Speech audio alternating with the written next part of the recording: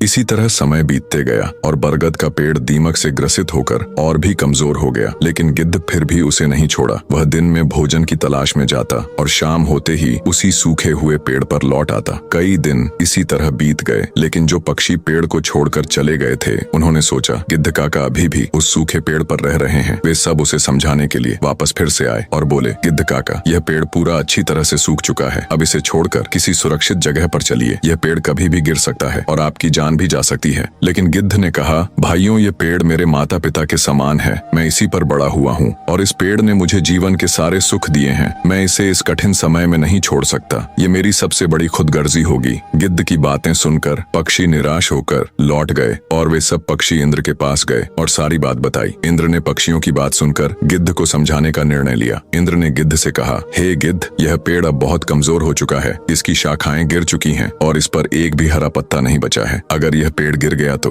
आपकी जान भी जा सकती है। इसलिए इसे छोड़कर किसी सुरक्षित जगह पर चले जाइए। गिद्ध ने कहा, हे इंद्रदेव, आपकी बात सत्य है, लेकिन हम इस पेड़ को ऐसे हालत में छोड़कर नहीं जा सकता, क्योंकि जब मेरा जन्म हुआ था तो मेरे माता पिता ने मुझे इसी पेड़ पर छोड़ गए थे। मैं इस पेड़ पर बड़ा हुआ हूँ और इसी पेड़ पर रहते रहते बूढ़ा हो गया हूँ, और आज जब यह पेड़ संकट में है तो मैं इसे छोड़कर कहीं और कैसे जा सकता हूँ। मैं मरते दम तक इस पेड़ का साथ नहीं छोड़ूंगा। इंद्र गिद्ध की निष्ठा देखकर प्रसन्न हो गए